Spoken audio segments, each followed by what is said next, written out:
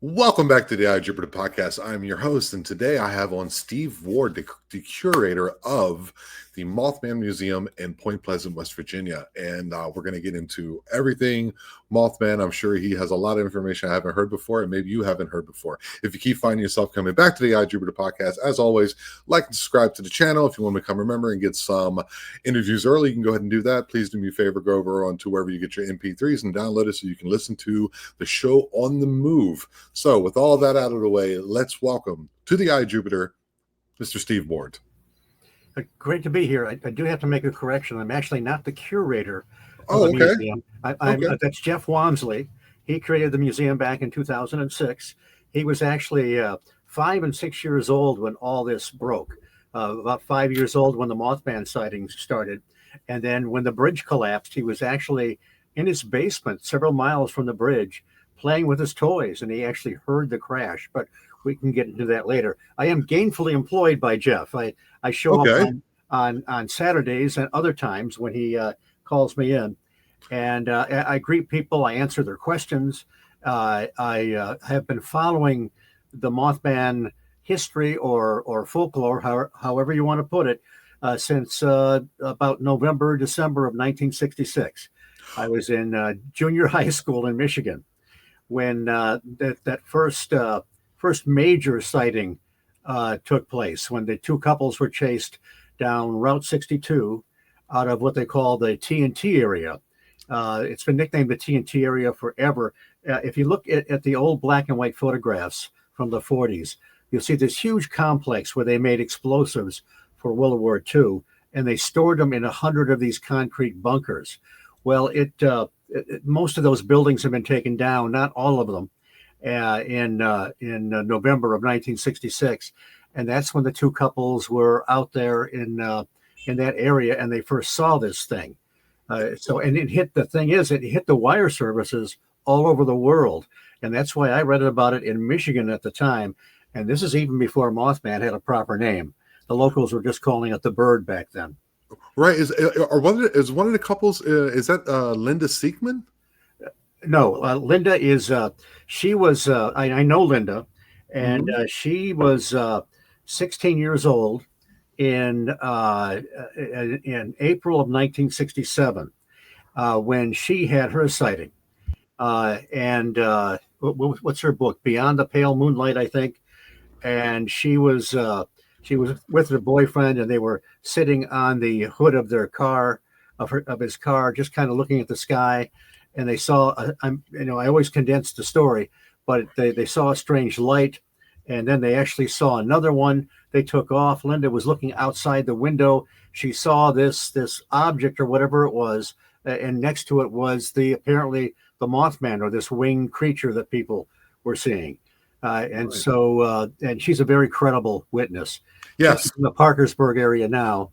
And her sighting was about 12 miles north of Point Pleasant. And that was the April before the December when the Silver Bridge collapsed. But the two couples were Roger and Linda Scarberry and Steve and Mary Mallett. And they were driving along, the two married couples, they were driving along the dirt road there. And again, this area was pretty much abandoned. Even back then, they used to drag race up there, and it was kind of a lover's lane, I guess. And they were driving by the Old North Power Plant, which was still standing at the time. And Linda, actually Jeff Walmsley, Linda's no longer with us. She died several years ago.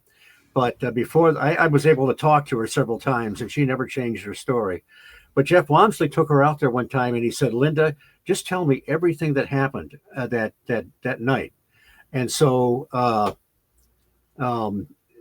she took him out there, and she said they were coming south on this dirt road by the Old North Power Plant, and she said to the others, "What's that man doing standing in the middle of the road?" Well, that man spread his wings by about 10 feet, had red eyes, red glowing eyes. It shuffled off toward the Old North Power Plant. They took off, and they made a couple turns and were headed south down Route 62 to go into town. They passed, there was a billboard right there at that corner, and they saw this thing standing there, either the same thing or its cousin. We don't know for sure. And It was about 6, 7 foot tall, roughly humanoid.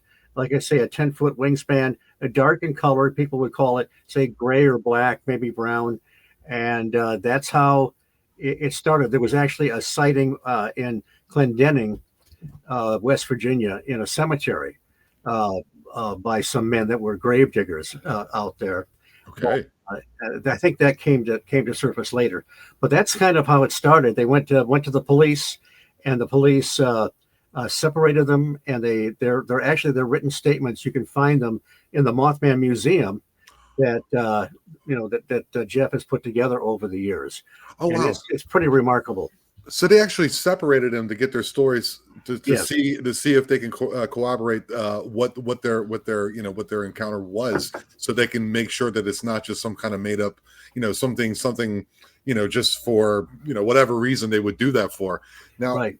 all right, so let's get it. So you were in Michigan when this all went down. This is in Yes. 1967, November 1966. The 66. the incident was November 15th. So the newspaper item probably would have showed up maybe the next day or the day after. I'm not sure. But if you go into the Mothman Museum, it was even covered in the military newspaper, Stars and Stripes. So this thing, Okay. just traveled everywhere. And we, a few months before that, in March of 1966, we had a major UFO flap in Michigan, a very, very well publicized one with a lot of credible people, including policemen and so forth, seeing these objects. And there was even a landing on the Frank Manor farm in Dexter, right near Ann Arbor. And so that was pretty cool. That was when Dr. J. Allen Hynek, who is pretty well known, he wrote the book years ago called The UFO Experience, where he established the close encounter categories. He established several categories to try and understand the UFO phenomena better. And so he was, unfortunately, he was still tied to the Air Force. And while he had began to believe that these people were really experiencing something, because he did start out as a skeptic. He was an astronomer from Northwestern University in Chicago, but he suggested that some of the sightings, like the ones in Hillsdale, there was an all girls college there. He suggested that they might have seen swamp gas, and so he didn't mean to suggest they were all swamp gas, but again, he was stuck. The Air Force wanted him to diffuse everything and kind of explain it. Yes, And so he did have regrets later in later that years. is so famous because that swamp gas, that explanation that we know that they use to deflect away from what's happening, was actually even used in the movie Men in Black. So that's Sure. interesting, and that was him. That was him, the original guy. Exactly. Wow. And his then colleague Jacques Vallée, who is another great, of course, John Keel, we'll be talking about him, is the one that wrote the Mothman Prophecies and was Right. Did the investigation. But Jacques Vallée was a bit disappointed, But I actually saw Dr. Hynek speak 10 years later in Ann Arbor, Michigan. It was at the MUFON, the Mutual UFO Network Symposium. Right. And, he had long separated from the Air Force. He had started the Center for UFO Studies in Evanston, Illinois, and they were doing some good investigation and research and some publishing. And the name of his talk was Swamp Gas Plus 10 and Counting, which was a serious talk, but there was a bit of humor in there too. He showed us these great cartoons that surfaced at the time. Right. And one of them I'll never forget is you see the landed flying saucer on a street, and the little green men are there with their big blasters, and they stopped a man on the street, an earthling, and they say to him, "Take us to the one that called us swamp gas." And so he had a few cartoons like that. Well, it's important. It's important. I think it's important. I do that always, on the show. I'm being a former stand-up myself, or a current stand-up here. I'm in Mexico, by the way. And, when I speak to people and they have these encounters, Mothman, Bigfoot, all these cryptids, UFO, you kind of want to make sure that they feel that human connection again. So I think if you're presenting something to a larger audience, it's also to be a little bit, tongue in cheek, a little funny, and kind of get the people to calm them down and say, look, this is the evidence that we have to the best of our ability, and let's go ahead and present this to the public. I think it's a very wise thing to do, honestly. Well, he was in a bad position back then. I mean, he would have really angered the Air Force if he had just come out and said, and said what he thought. So anyway, it all worked out for the better. It all worked out for the better, the greater good. All right, so you're in Michigan, and so what brought you down to Point Pleasant? Just this, and you just wanted? Well, I've been coming down for years. Actually, my first time down here was in 1977. I had read John Keel's book, The Mothman Prophecies, in 1975 when it came out, and I had been following John Keel's writings, great books like Operation Trojan Horse, The Complete Guide to Mysterious Beings, and he wrote articles over the decades that were published in Saga Magazine, Argosy, True, UFO Report, and so forth. And so I couldn't wait to get my hands on the Mothman Prophecies. And so I read the book, and I was visiting some friends in Orchard Park, New York, just south of Buffalo. And I took an extra day. I took a day off work. And so I drove down blind because I just wanted to see the area. I found the historic Low Hotel by happenstance, stayed there that night. I had a map of the TNT area, and back then you could drive around it. Now I don't remember much of. I couldn't tell you where I was in the TNT area then, as opposed to now. The Old North Power Plant was still standing, and I did get a bunch of great black and white photographs of that. But unfortunately, I have not been able to find them for probably about 20 years. I remember I came across them one day in the attic of my house in Michigan, and I have no idea. I was hoping that in the move I would find them. That they would show up, yeah. And then in 2006, I started coming down to the Mothman Festival. It's not that far away to go kitty corner through Ohio from southern Michigan, south central Michigan, and it was just, man, I was just in seventh heaven. I mean, to come, I had been down there before, but I didn't remember much about the area. It had been about 29 years in between visits. So, they have speakers every year. I got to talk to people. Had read their books, and I was in seventh heaven. It was just fantastic. And so for several years, I would come down and come down other times too, and made a bunch of friends down here. And then finally, 3 years ago, I moved down here. So, and I actually live on the same road that the Scarberries and the Mallets were chased by the Mothman. Wow. So that's pretty cool. So what is it I'm about? just a stone's throw from downtown Point Pleasant. Okay. Yeah, that's awesome. I love when people follow their passion, but what is it about it that makes you passionate? What is it about the Mothman, the lore, the stories, the sightings? What is it about it that just, tickles your fancy? Well, I've always been intrigued by, I started out with reading books by Frank Edwards. He wrote these great anthologies of the unexplained. And Jim and Cora Lorenzen wrote great books about UFO landings and some of these entities people were reporting seeing. And of course, there was the Betty and Barney Hill incident, which was covered in, I think it was Look magazine at the time. Right. So, there was a big wave of interest back then, and not everybody was being ridiculed. Some of it was taken kind of seriously.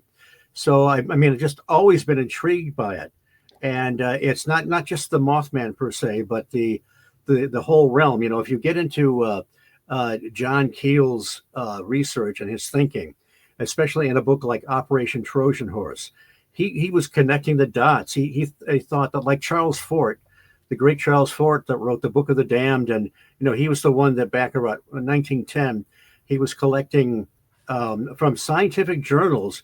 He was collecting all these oddities about falling fish, chunks of ice, red rains, just bizarre phenomena that was in you could find in these scientific journals, but nobody had gathered them together to show absolutely how prevalent and how bizarre the whole thing was. So that's pretty much, Keel considered himself a Fortean. He did not want to be called a ufologist. He didn't like that at all for whatever reason. But Keel is the one that connected, cryptids, UFOs, ghost lights, psychic phenomena. There seemed to be these underlying patterns, and people that were experiencing these things, a certain percentage of people seemed to be tuned into this. He would call it the super spectrum or whatever. Mm. These individuals would have more than one experience, sometimes all throughout their lives. If you sat down with them and asked them enough questions, you'd find out that there's like a whole tapestry of the paranormal, of the experiences that this one person would have. A lot of times researchers would focus on if they saw a cryptid, or maybe they saw a light in the sky or whatever, and where it was missing everything else. So that's where my fascination lies. The patterns, the connections that seem to show up in these things, like vehicle stoppages. We're all familiar with reports of close encounters with some kind of a strange object or light. Sometimes the car will stall. Well, you can find the same phenomena there was an incident in the 60s in Northumberland, England, where a phantom army manifested. Whoa. And this woman was in the taxi cab, and the taxi cab stalled. The fare meter was going crazy, and they felt like they're being buffered by a force field. And this phantom army, didn't last very long, and it faded out. It was from the Battle of Otterburn from 1388. The reason they knew that is because of they could tell by the uniforms. And this army or whatever had manifested occasionally before. There are situations. There's a classic case in near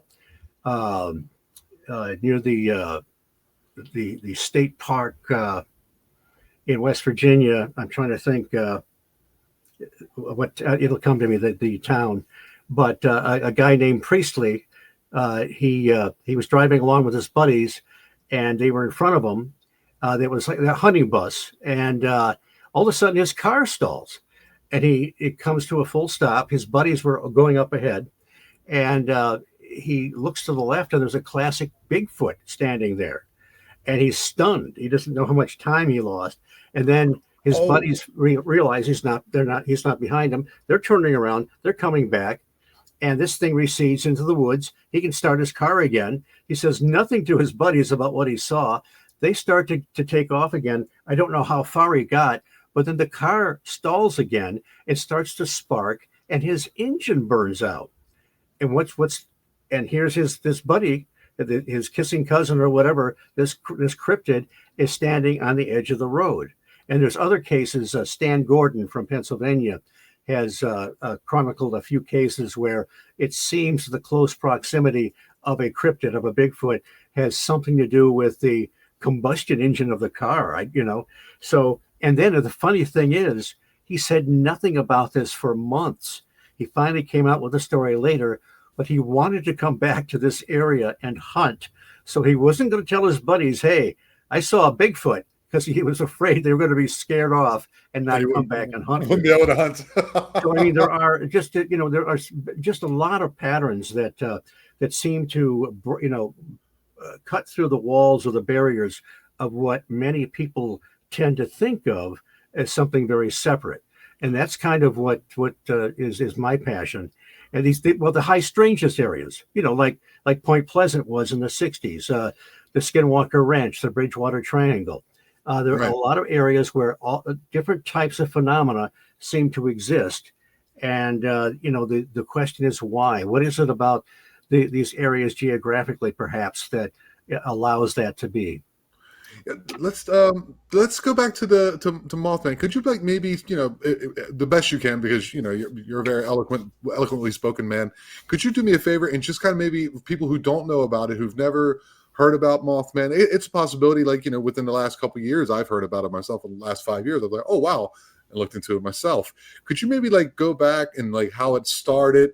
Go back to the some of the dream phenomenon and the bridge and all those things, and just kind of tell people a little bit about it. Well, of course, that was the first major sighting, and then there were a couple of cases where people they thought it was a big joke. So a lady, for example, Marcella Bennett, this is just a couple days later, she and her brother drive out to the TNT area. Some friends lived in that area. It's the McClintock Wildlife area now. Oh, So okay. it's still, and those bunkers still exist. Those, they call them igloos, the concrete igloos, and you can actually access some of them. So they went out there, and they uh, they were going to tap on the windows of their friends and try and scare them, with all the Mothman and stuff going on. But that they weren't home; just their children were home. So they were leaving. Her brother was trying to get her attention because there was some kind of a strange light up in the sky. She wasn't interested, but all of a sudden, this thing rose up from the ground, a Mothman, I guess, and it just absolutely stunned her. She dropped her infant child. The child was okay, but Whoa. she collapsed, and she had a hard time. Her legs were so weak because of the fright. She had a hard time recovering and getting up. But they both got going. She and her brother. Of course, they had the child with her. They ran inside the house, locked the door, and this thing came and was walking back and forth on the porch while they were in there. And of course, the police would, just like a movie script, the police were called, and they got there too late. She's one of the witnesses. I met several of the original witnesses. Marcella was one I did not meet, but a friend of mine, Brian Seach, who's a cryptid researcher, he and his wife Terry, and he got to see her at an event. It might have been what was it, the 2003 Mothman Festival, where they unveiled the statue, the Mothman Right. statue. Mm-hmm. But anyway, he had a chance to talk to her, and she said, and I've seen long form interviews with her. She was afraid to drive at night for years afterwards. But she told Brian, she said, "Don't ever let them tell you it didn't happen." I mean, she was vehement about her experience. There was another lady I know who's still with us, Faye DeWitt. She was she was fairly young. Her brother had just gotten his license, and they drove out to the Old North Power Plant. He thought it was a big joke, and he just wanted to scare his siblings. Well, they saw it. It ran by the car, and Faye said it actually jumped up on the hood and looked in the window. And you may have seen her interviewed several times. Her line is, "It had the biggest, reddest eyes you ever did see," and she's another very credible lady. So there's, these people experience something. It's Right. very difficult to know what they experienced. There's a couple of great documentaries by Small Town Monsters. Uh, Yes. yes, and there's I'm actually featured in the second one occasionally. So I don't want people to be alarmed if they see me there. But I'm in the Mothman Legacy, which is a sequel to the Mothman of Point Pleasant. And there's a lot of great interviews in the first one.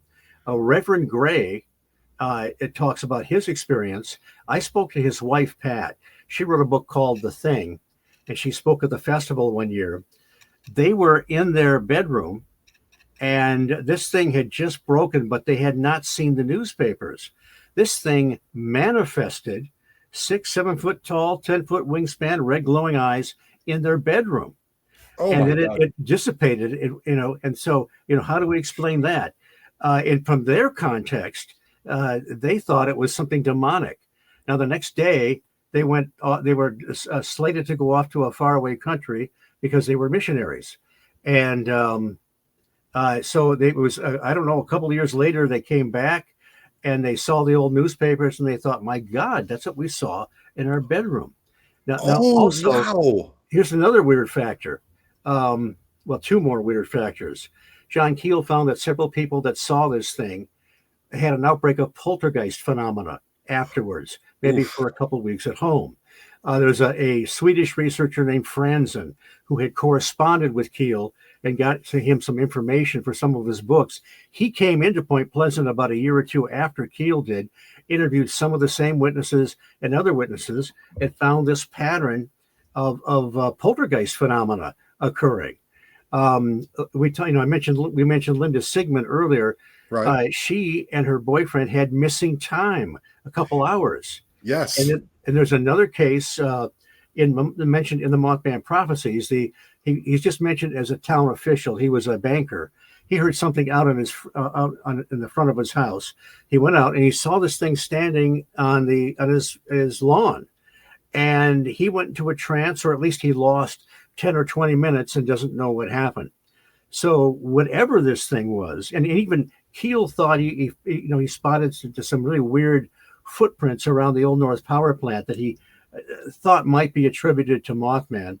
But it seemed to be paraphysical, perhaps partially physical, partly more ethereal.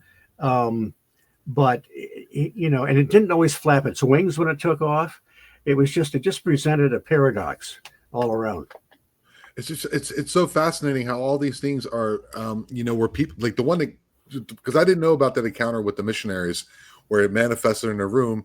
They leave to go to a foreign country, they come back, and then they realize it went over there. I can't remember exactly which said about the newspaper, or they were like, wait, we saw that. That is for me like proof positive, close enough for me that something happened. Something happened that people are grasping on. And it's very interesting how certain phenomenons happen around certain places at certain times. But for whatever reason, this one seemed to happen before the bridge collapse that connected. Oh, yeah. I think it was right. So could you go into that a little bit? There was also like prophetic dreams and things like that, wasn't there? Well, yes. Mary Heyer, who was the friend and colleague of John Keel's, she was a stringer for the Athens Messenger. She wrote a column called Where the Waters Mingle, because you have the Ohio and the Kanawha rivers come together. And she would report on UFO sightings, Mothman sightings, Men in Black encounters. And she and John Keel and others would go a ways south of Point Pleasant, several miles, to a kind of a desolate area called Gallipolis Ferry. And there was a hill they spent some time on, and they'd see all the strange lights going overhead. But she was one of the ones, and there was another woman, Mrs. Virginia Thomas, who also lived in the TNT area. She saw this thing. She said it wasn't flying. It was moving very quickly like a robot along the ground. And it's almost like its feet weren't on the ground. So, she saw some version of Mothman, I guess. But both those women were having dreams of packages, like Christmas packages, floating in the river. And there's the whole other aspect of the Mothman story that a lot of people miss. They talk about the UFOs, Mothman, the Men in Black, and so forth. Missing time and even animal mutilations. But the Mothman, the prophecies side, is one that gets overlooked, and that had to do with John Keel. And the phenomena wasn't just happening in the Ohio Valley. He lived in Long Island, and there's a lot of strange stuff going on up there as well. And he was in contact with several individuals. I think it may have been as many as I don't know, dozens of them anyway. He called them silent contactees because they believed they were in contact with some kind of intelligence, the Space Brothers or whatever. I think a lot of this was probably channeled information. I'm not sure how. I'm not sure if they were actually meeting people. Okay, yeah, okay. But there's a woman, Jay Perro, I'll mention in a minute. But they were receiving prophecies, and some of them would come true, like plane crashes and so forth. Have you seen the film, The Mothman Prophecies? No, I have not. Okay. No, I have not. No. John Keel actually liked the screenplay, even though they kind of told their own story with the book. I actually interviewed the screenwriter, Richard Haddam, and who also met Keel. But anyway, they would get these specific predictions, and often they would come true. But sometimes they would be given these bizarre quests. There was one point, and John Keel was buying into some of this too for a while. But there was something about a crucifix that was supposed to be hidden somewhere in Brooklyn, and if it were to be found, it would be there could be peace and prosperity. It would be something very beneficial for the planet. So people would be giving these crazy quests that came to nothing, and sometimes some of the predictions would be wrong. I'll give you a classic example that actually happened before all this. Back in the mid to late 50s, there was a professor named Charles Lawhead, I believe, in the University of Michigan. He was in contact with a medium that was supposed to be getting, messages from the Space Brothers, and they were getting predictions that were coming true. And then came the big one: the world's going to end on December 21st, 1957. Oh, Gather everybody on the hilltop. The people, the believers, will be taken up in a spaceship.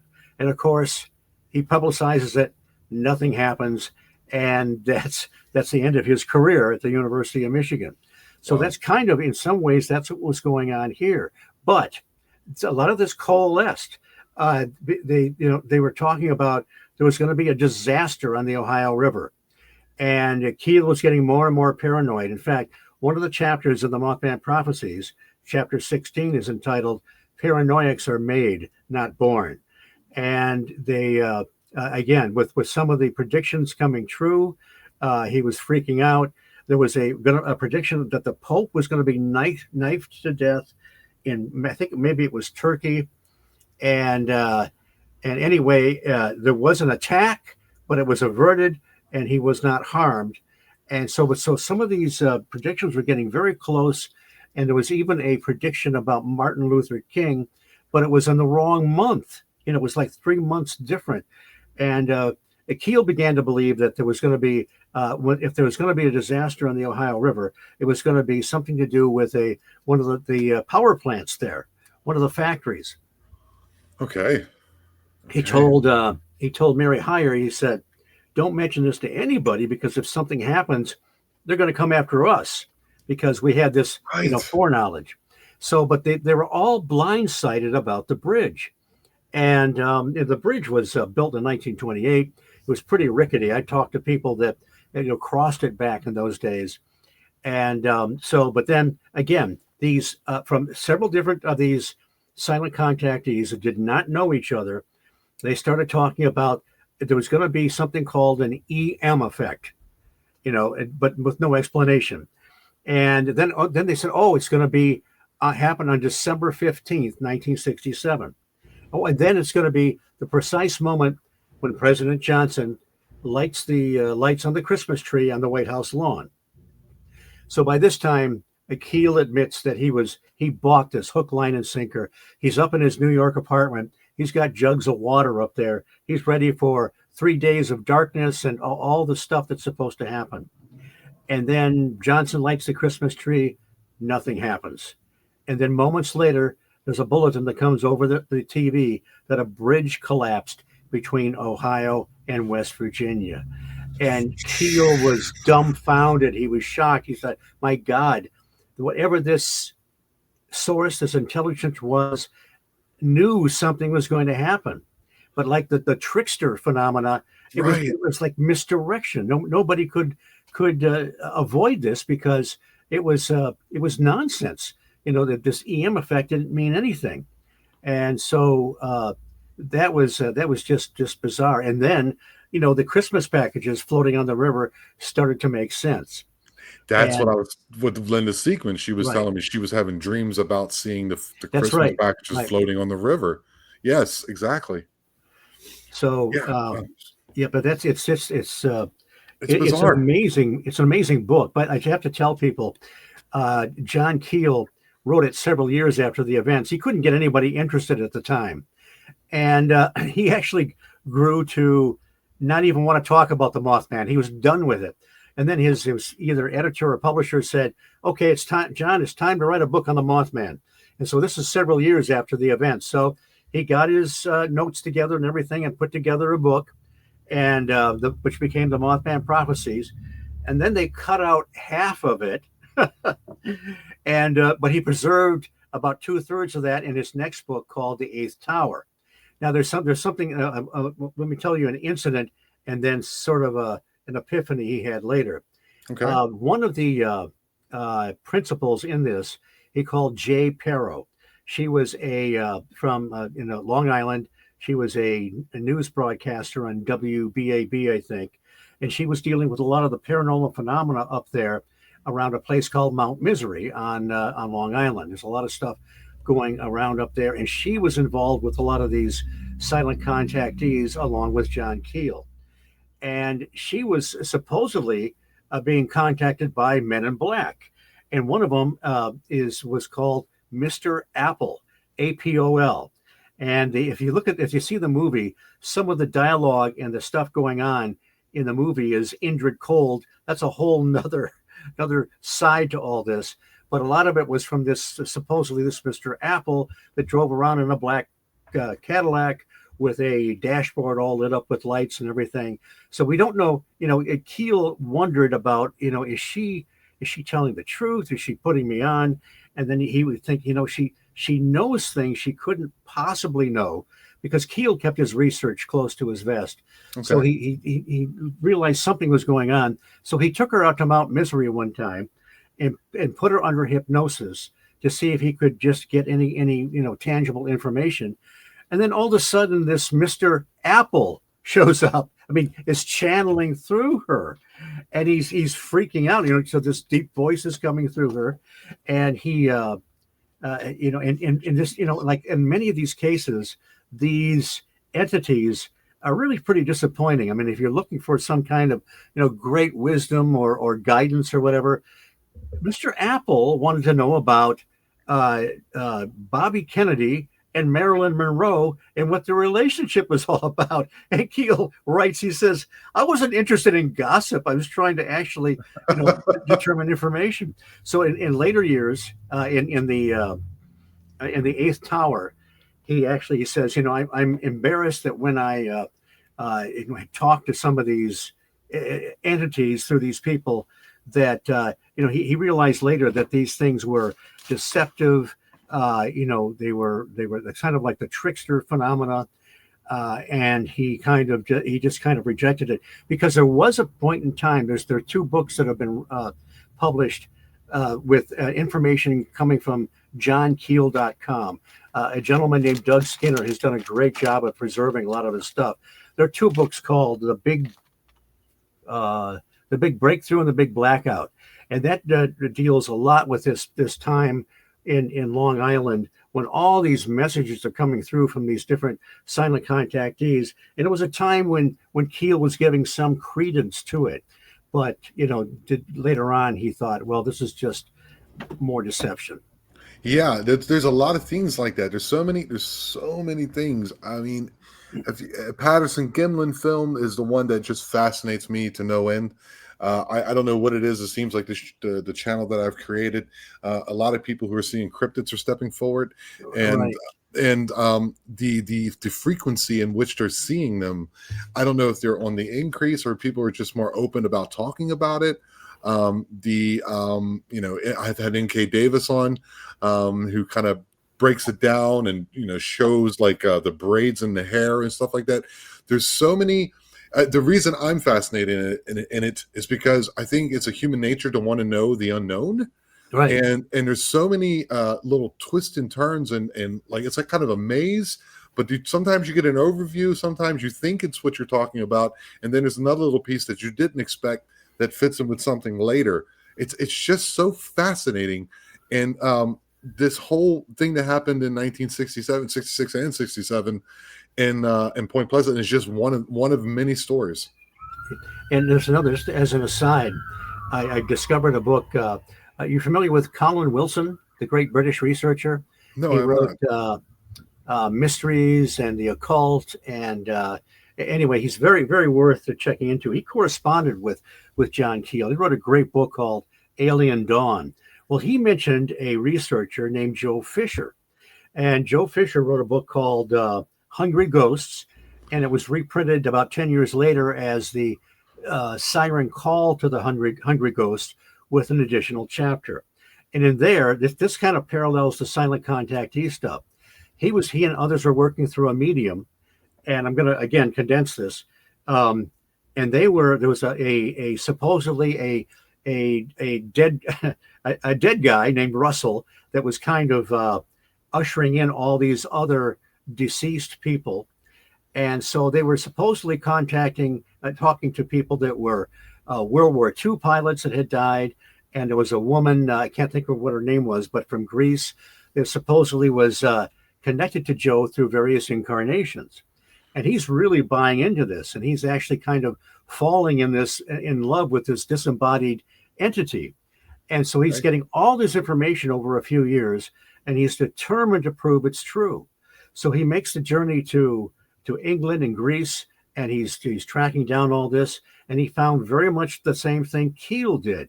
Some of the stuff was spot on, stuff that people couldn't know. It was just like, absolutely true. And some of it was absolute nonsense. And he was just really disappointed. So he would come back and confront these entities through this medium, and they would blame him. And he'd say, "Well, you made the mistake." Yeah, it was just crazy. And they were even trying to undermine. There was another man that was like Joe was, excuse me, was making contact through this medium, and the entities, or whatever they were trying to tell him that his wife was undermining him and was no good for him, and he had to leave her. And so finally he separated from that. Joe didn't know why at first, but they compared notes later on and found out that, again, there was this very negative aspect, this sort of trickster, or almost monsters from the id, or the Forbidden Planet. Now I'm thinking more of like the id, ego, super ego, Right. like of the ego. Right. That's interesting. Well, have you ever seen the film Forbidden Planet?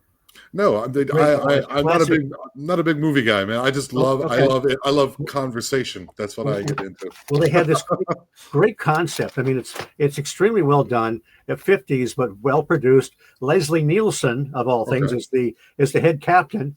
It was kind of Wait a minute, of Naked Gun? Yeah, and Airplane, right? Yeah. But he didn't say, "And don't call me Shirley." So I just watched that again recently. What a great movie. But it's very well done. But the MacGuffin, the thing is, they land on this planet. Walter Pidgeon is there with his beautiful daughter. Oh, come on, Honey West, and Francis, and but there's this advanced civilization that was completely wiped out. But all their technology and their cities are there, but they don't know why they were wiped out. But they had developed this device where you could turn thoughts, consciousness, into physical matter. They could create things. But what they forgot about was the dark side of consciousness, the id. And that's what happened. Monsters from their id came up and destroyed them. And of course, that almost destroys the good guys in this movie. So I love that analogy that there's something. Again, Keel found something very. It's almost like we co-create some of this stuff. Some of this comes out of our own belief system, like Carl Jung, who wrote the book Flying Saucers, A Myth of Things Seen in the Sky. He did not think people were hallucinating, but he thought they might be projecting some of these things. Now that doesn't explain everything. I mean, there is a certain physicality to much of this, but like you say, you start off on one path and you end up on so many others.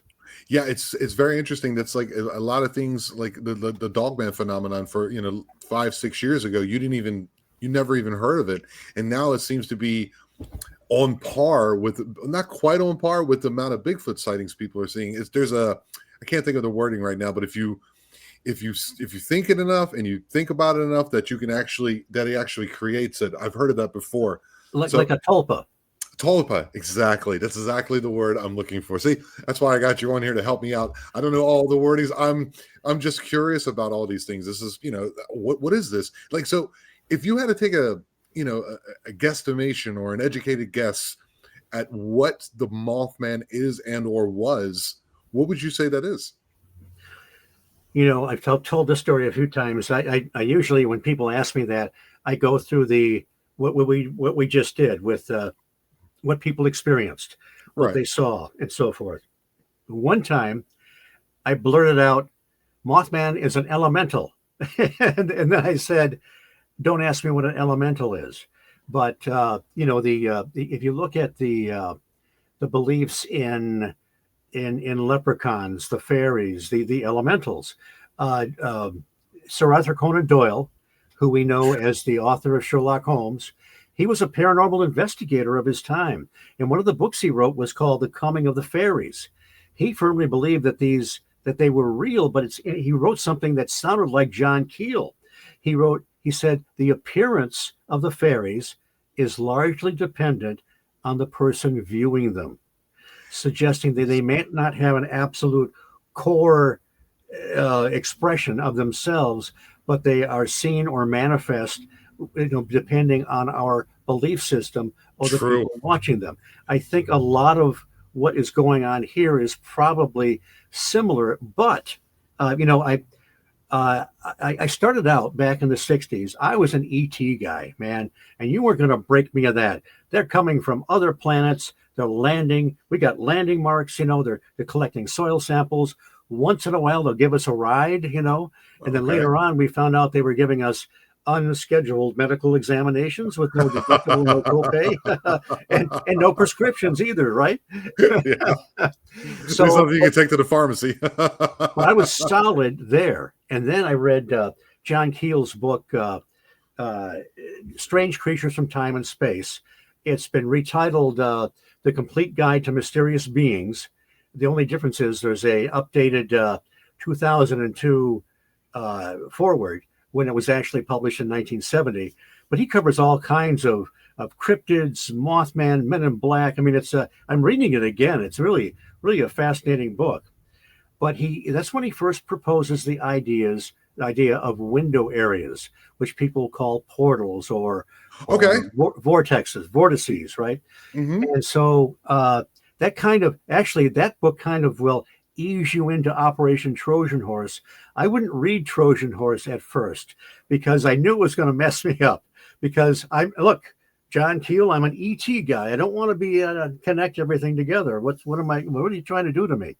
And so, I had to take that path. So I do firmly believe, you've got these things they manifest a certain way. Keel thought in some cases that the strange meandering lights were objectively real, but people would see them and they would be sort of programmed. Some would see a shambling biped, others would see a giant triangle in the sky, and right. Maybe they were confabulations. They weren't real. He thought some of the Men in Black encounters might be hallucinatory, not hallucinations, but something else. But if you go back, in older times, those moving lights, there were even times when people thought they were witches riding on their blooms, carrying their lanterns. And then, of course, fairy lights. In World War II, the Foo Fighters, the strange lights that followed the planes, and in each side thought it was some kind of a super weapon of the other guy. So these things, the airships of 1897 and other time periods, sometimes people were only seeing a light in the sky and they were assuming it was part of one of these big airships. So there's something to the idea that these things are that we co-create, or they're temporal. Keel used the term transmogrification. Like temporarily, I know, great word, right? Yeah, never heard it before. Temporary manifestations.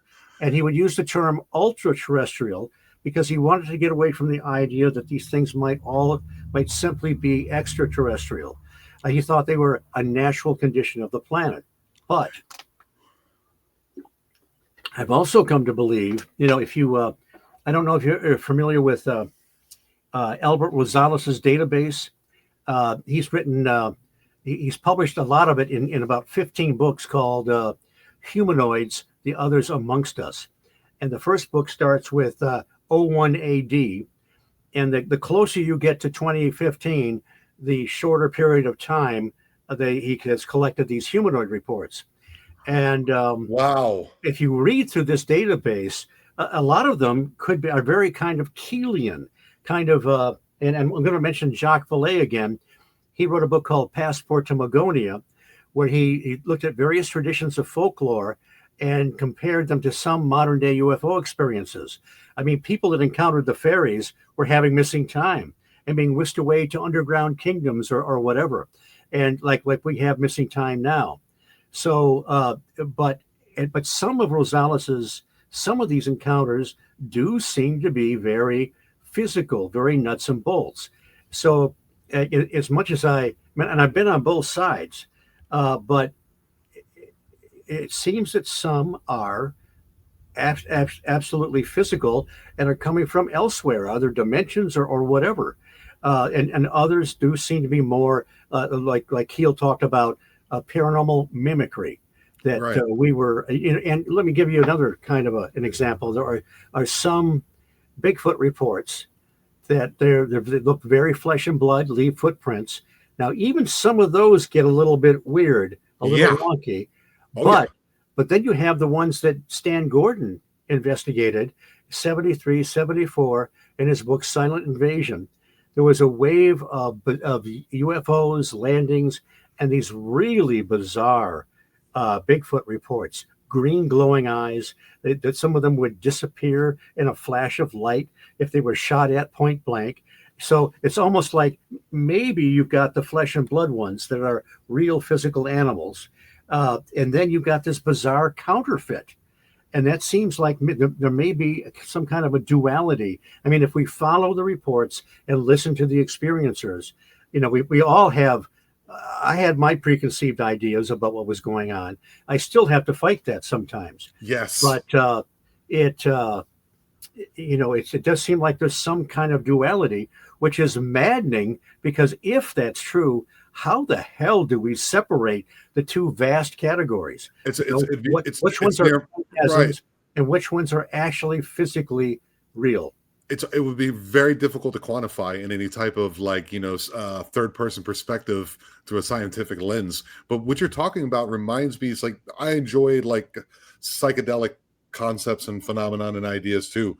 And it could be people who have a shared psychedelic experience. It'll take something like a mushroom and they will both see the same things. And there'll also be times where they'll see two different things.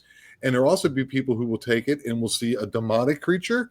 And it'll be somebody who's a little more Eastern mysticism like, will see something like Buddha or see something beautiful. So it is definitely a part of it. And I think there's a thread that needs to be pulled that not many people are doing between, the phenomenon of what you're speaking of and psychedelics themselves, because they also come from the planet. And if you speak to people or if you listen to, philosophers or astronauts, they call them not astronauts, what they call them. Can't think of but his name is Terrence McKenna, or if you talk to, or his brother Dennis McKenna, or even Dennis Leary and things of this nature, tune in, turn out, and all the, there's so many weird things that connect with that too. And that's just a substance that grows naturally on the planet that you can take and also experience aliens. And, you can take like ayahuasca and see like UFOs made of feathers, and there's abductions, and there's so many strange phenomena that I do think have an overlap. And Keel talked about in situations where a group of people would see a UFO, and some would not see it. They'd be pointing at, what's up there? I can't see. Yeah. Others would see, like you said, something different. So that it's not that they're not always objectively real, or if they are, people see things differently. I did at the Mothman Festival, which it's every third weekend in September, by the way. Okay, I was gonna ask you at the end, man, but yeah, go ahead, it's fine. And we have a hayride in the TNT area on Saturday night. That's one of the few things you got to buy a ticket for. The whole thing is free, except when you get into the Mothman Museum, which is super crowded during the festival. You have to come off season as well. You have to do both. But I go in ahead of time and set up a bunch of giant spider webs and creepy crawlies and light up their eyes. And my buddies fly the Mothman down a wire. The men in black try to prevent you from going in with bullhorns and everything. And it's in the heart of the TNT area, this creepy area. So that's always a lot of fun. But it's it's something. It's really crowded, but it's something worth checking out. Yeah, I was going to ask And you all those questions, and you already answered for me before I was going to like kind of like wind down the episode. But yeah, there's still threads to be pulled, still stories to be unpacked, still people to even talk to. Have there been any? Here's a good question, I suppose.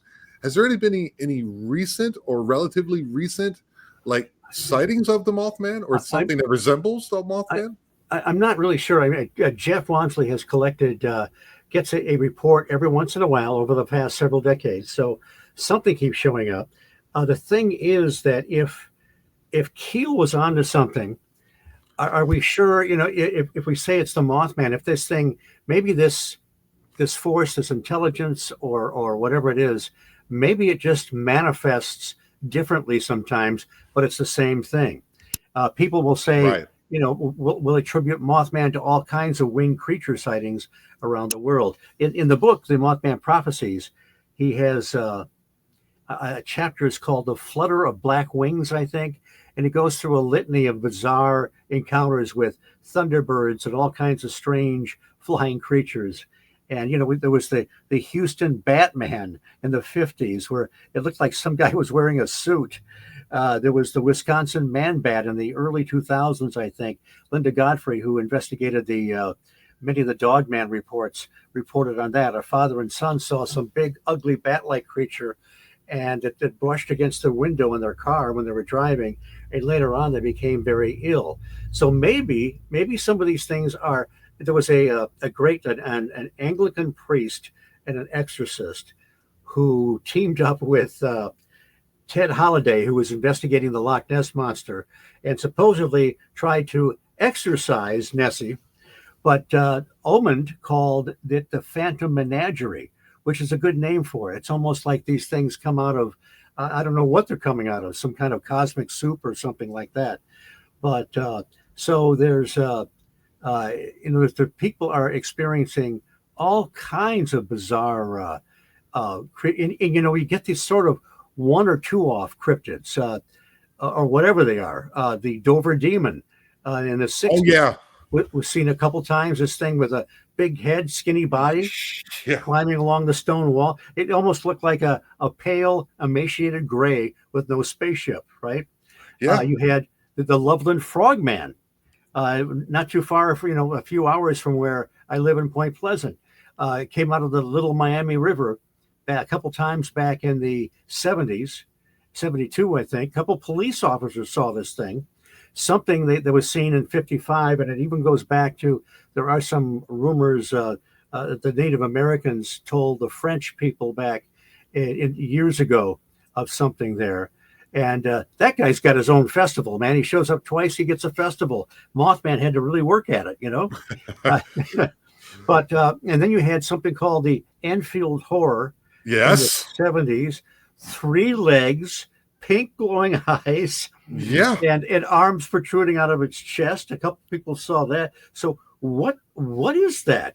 You know, Yeah, it's all the fascination, and I don't know, man. It's for me. I just enjoy the ride. I enjoy the ride of existence, and these oddities, these blips in the matrix, if you will, seem. Do you think they're more common now, or do you think that it's just with shows like myself and many others that are just more out there, or people are not so, withheld and speaking about them because of the ramifications of doing so?